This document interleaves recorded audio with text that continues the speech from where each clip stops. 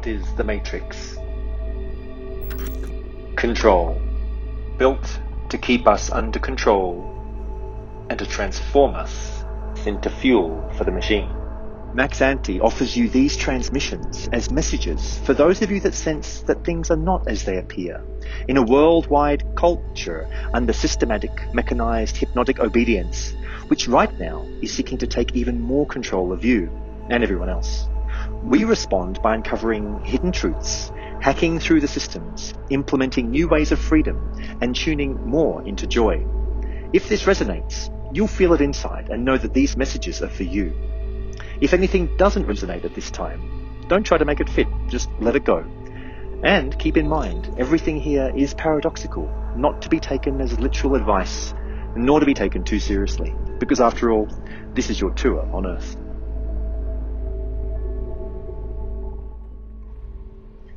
There is another interesting area of the feedback and the listening to play with, and that is in the realm of rejection and invitation. So we are constantly receiving both small and large rejections throughout our life, and at the same time receiving small and large invitations. I would assert that most people, nearly everybody, doesn't like to receive rejections. It's almost like we're hardwired to resist this and to not go along with it. In fact, this word resistance is a real key here, because when we live from resistance, which is actually how most people are living in relation to the feedback. So it's like the feedback of life keeps revealing itself to us. And in response to that, nearly everybody lives with resistance. So people are not actually living with feedback and flowing with the listening. They're actually living with resistance. And inside of this, there are these constant rejections and invitations. And I would also say that most people are coming from fear, and they're afraid of the rejections, and so they'll minimize their life. And they're actually even afraid of the invitations because they don't know what's going to happen. And what is really at the basis of this fear is control, the fear of no control. So it's people's desire for control in their life that has them resist the rejections and the invitations that life keeps on bringing to them. What if you just flow? And that's what we've been talking about, flowing with the feedback and the listening instead of tightening with fear.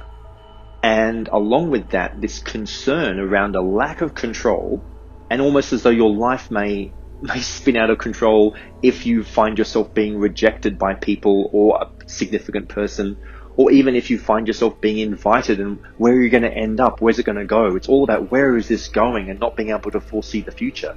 So if you take as a foundational aspect view of life that there is no control, that you do actually completely lack control in this whole situation, while it looks like you've got control in some areas, you could just play with the idea that, wow, I don't really have control over here. Why don't you make a list of the areas that you think you do have control? Like, I'm sure at the top of the list would be something like bodily movements. Like, while you recognize you don't have control over your heartbeat or your neurons connectivity, you certainly feel like you have control over your limbs and moving around. You potentially feel that there's some control over your breathing. That's kind of the gateway between the sense of control and no control is our breathing. But then we want to keep extending that out, and we recognize that it looks like we have some sort of control over our body, and we enjoy that. We're like, oh, good, I can move this around. And now we kind of look at it and go, well, I want to move other things around. I want to move other people around. I want to shore things up for myself. I want to get into a good location, a good position. All of that goes on. And so inside of that, once we've arrived somewhere, once we've put so much effort in and we've done what we consider achieving something, so all of these viewpoints of achievement, of getting somewhere, of holding a position, once we've done all that, we can't stand the idea of loss, because once we have lost, we've lost what we have apparently achieved, because it feels like it's come from us. There's this very strong egoic push that I made this happen. It was my effort that made it happen. All of this stuff about me. And so inside of that, there is a lot of fear and concern around other people, because it's all well and good that maybe we or I have achieved this. But now what happens if other people are involved in the project of achievement, inside the agenda of getting somewhere? Now, what if these people somehow, turn against me and they reject me?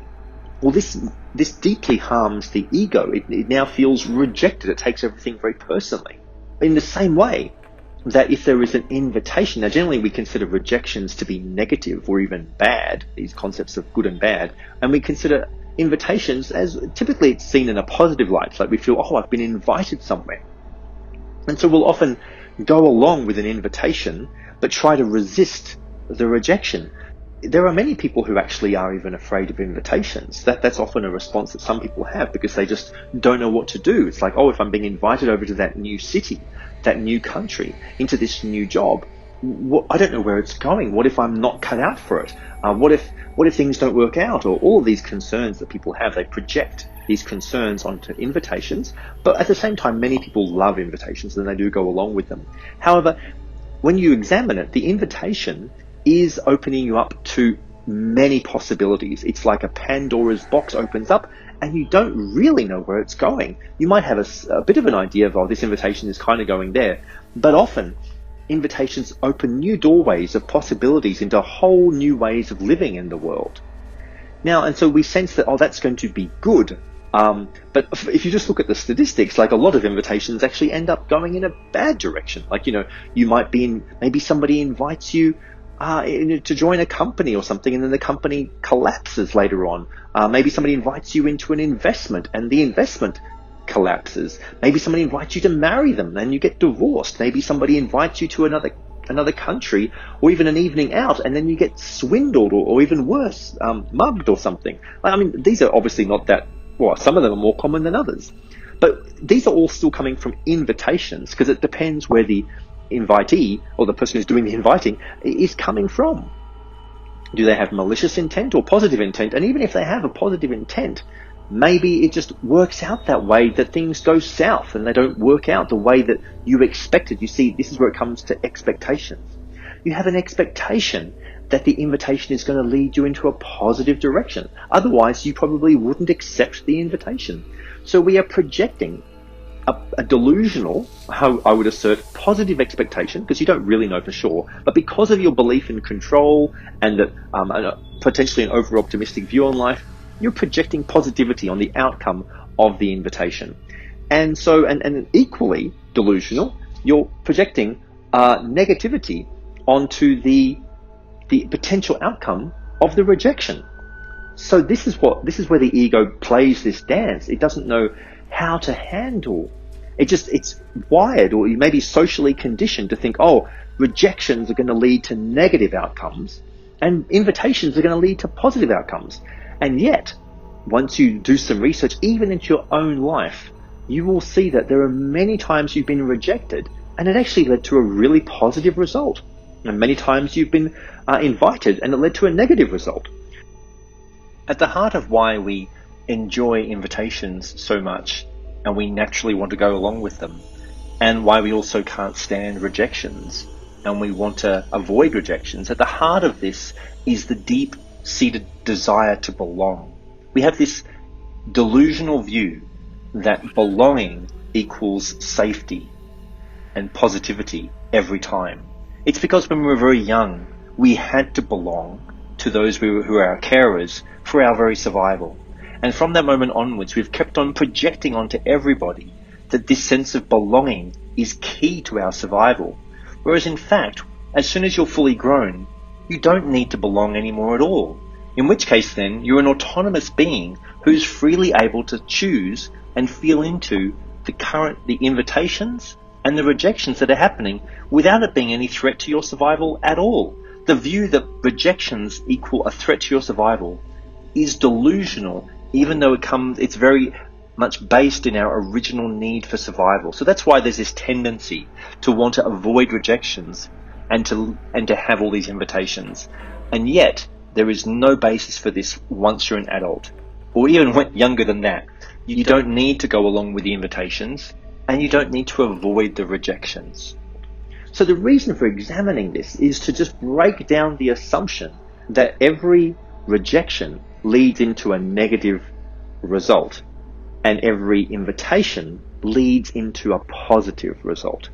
Clearly, that is not the case.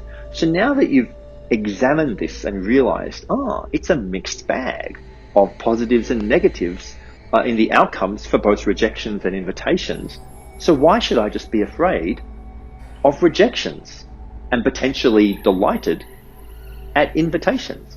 Because these are all fantasies, and none of it is grounded in the actual feedback that you're receiving.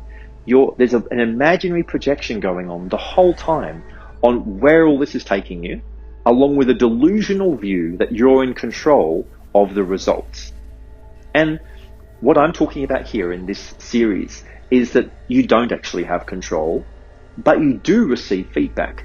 And the more that you attune yourself to this feedback, the more you feel into it, the more adept you'll become at reading the signals, at seeing the patterns, and life will become clearer to you, which means that you can actually readily accept an invitation if you're feeling positive about the feedback you're getting.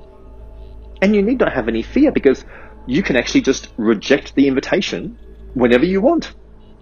Maybe you reject it 5 minutes in, or the next day, or the next week, or in 3 years' time, if it's a bigger project that you've been invited into. You can always quit whatever's going on as soon as you get the feedback that this isn't working for you. You can let go of the idea that you have to stick with whatever's going on. Why? Where's that coming from? It comes from a systematic view of control over your life, that you need to stick with things instead of constantly reevaluating them and having a system for reevaluation. And that's what the feedback, the model of the 4 types of feedback is giving you, is a model of analysis to understand the kind of feedback that's coming to you so you can make better decisions, realizing that you can correct, that you can change course at any moment. As I said, 5 or 10 minutes into it, an hour into it, or days or months or years into whatever the endeavor or invitation was about. If you're invited with some people and they're taking you somewhere, and as soon as you get a sense that maybe this is not a good direction to go in, maybe there is a little alarm bell going off, I'm saying it's probably a good idea to listen to that, because at worst, you were off and they were good people taking you to a party or some other good event, and maybe you miss out on that. But guess what? There's going to be other positive invitations coming your way. But at best, you've actually figured out that maybe these were dangerous people and you were going to end up getting mugged or something even worse. So paying attention to that intuitive gut instinct that's giving you some feedback that this invitation is not really working out, that maybe even you've started going out with somebody and they behave a bit peculiarly, and you're thinking, this person, I thought they were really good, but they're a little bit odd. I'm getting a feeling that maybe I shouldn't hang out with them anymore. Maybe I should break up with them. But we constantly override this with a logical response where we're saying, no, I should be really thinking the best about this person or these people. And so many people have literally lost their lives or ended up in really bad situations because they didn't pay attention to the feedback coming to them from the invitation. So I'm saying, as soon as you notice these things, this is about speed, because along with living in a 3D reality and living in this world here of physicality, you're living in a world of time. And the feedback is coming at you moment by moment, and it's for you to tune into it. And the quicker you tune into it, the faster you can course correct and get yourself back on a path towards more joy and more harmony in your life. And you don't owe it to anybody. This is the thing to realize. You don't owe anybody anything. So if you're receiving feedback that the person you're with or the people or the company that you're working for, whatever the situation is, isn't really looking out for you, isn't treating you with respect, then potentially consider getting out, because the feedback is revealing to you the next step. Now, it's equally the case with rejection, because while your ego is potentially feeling upset about a personal identification with, this person or this group doesn't want me anymore. Well, as I've already said, there's so much evidence that points to the fact that so many rejections have actually saved your ass so many times. I know it's the case with myself. And so, I can tell you now that there are people who rejected me that I pursued afterwards. I kept on chasing after them until I won myself back into their life. until they took me back on for their project or their relationship or whatever. It was a bad idea. Really. As soon as how I live now is as soon as I receive the rejection, I check in, maybe I say one little thing back to them like, are you sure about that? Are you sure you want this to go this way? And if they say yes, well, I flow along with that because I'm thrilled about getting this feedback. It is awesome feedback to receive from somebody if they no longer want to play with you, if they don't want you in their project or their life or whatever. This is great feedback. Even though you might be feeling hurt and upset because you've had your little dreams crushed about what you thought you were doing, where you thought you were going, because we're always projecting onto life an imaginary future that we think we're going to be living into, which is completely delusional. Because I don't know about you, but if you think back years to where you thought you were going to be at this point, and this point is potentially nothing like where you thought you were going to be. So it's an imaginary future we keep projecting ourselves into and then getting upset with the people in our lives or the circumstances because it didn't deliver that. Well, reevaluate the situation of being alive and recognize that you're not in charge of this, that life is happening and you are happening. You are a happening human being that is just life is flowing through you and everybody else, and you're examining the feedback. And when you get a rejection, you can examine it and go, wow, this is a door closing. Somebody is saying no to me. Now, just start off by getting real and ask yourself, do they have the right to say no to me? Is it their prerogative to decline and close the door and say no? Well, of course so, because I hope that you would wish to have that kind of opportunity in your life, that you wish to have the freedom to say no and decline. Do you want that for yourself? I'm sure you do. I'm sure you don't want to have to say yes to everything. Otherwise, you'll be purchasing every single thing that everybody offers to you and you'll run out of all of your money. Something like that. You don't even have time or money to accept everybody's invitations. So in fact, you're constantly declining and rejecting people. And so you want to also give them the opportunity to do the same thing. Now, so that means that when somebody is rejecting you, you can basically shake their hand, even metaphorically, and say thank you. It's clear. Life is revealing the next step for me to take, because the next step is clearly not here with you in this moment. Like maybe a little bit later it'll change and we'll be back together again doing something. It could be like that, because you can be really flowing, opening yourself up to invitations and rejections, even with the same people continuously. You don't have to make a big deal out of it. You don't have to add drama. See, that's the other thing. People are constantly adding drama into their life because they feel surprised at the results. So now you're going to lessen the surprise, lessen your upset, because from now on you're going to recognize, oh, life is going to keep bringing me rejections and life is going to keep bringing me invitations. So from now on, I'm going to be completely prepared and ready to accept and understand that this is how life works. Life is a continual series of rejections and invitations. And if you really look at it, your life begins literally with an invitation. You begin your life with an invitation to live. There you are as a little zygote, a little fetus, and that's the arrival, and that's the invitation to live. So you're an organic, biological being that is now invited to live in this world. And then you grow and you're born, and your parents typically, hopefully, have invited you into their lives, and they've nurtured and taken care of you to whatever extent they could. And that was how you grew and became an adult. And then other people invited you into school, into classes, into friendships, and eventually into relationships and jobs and partnerships and so forth. And so that was how life is flowing. And then there's a series of rejections all along the same pathway. And then life ends with a rejection where life itself rejects you. You know, it snuffs you out, takes away your last breath, and returns your body typically to compost or ashes. So that's the final rejection. So you get that, oh wow, life is going to reject me. Like the totality of life will completely, fundamentally, and utterly reject my existence. I'm gone. Just as it completely welcomed me here with an invitation to live. What an amazing situation. So now you're with the program. You're like, okay, I get this. Well, I might as well start rolling with the punches, rolling with the invitations.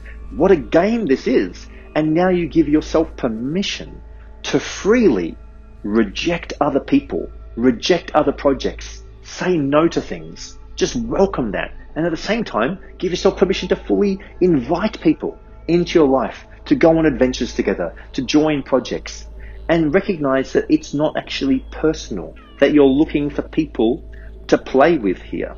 And it's going to change. Sometimes you're going to want to play with that particular person or that group, and other times you're going to want to play with a different person and a different group. And it doesn't mean that you have to reject anybody or anything forever. Maybe you're just rejecting them for the afternoon or the day. You want to do something else. But maybe you want to reject them for years. You're like, or months. I need to go do something different now for a while, you say, and you just give yourself permission. But how does that affect other people? So you're going to witness other people's often dramatic response to your free declarations of being free in the world to live in accordance to the listening and the feedback that's flowing through you. And you can see, oh wow, they're not really flowing with this. They don't understand that this is nothing personal.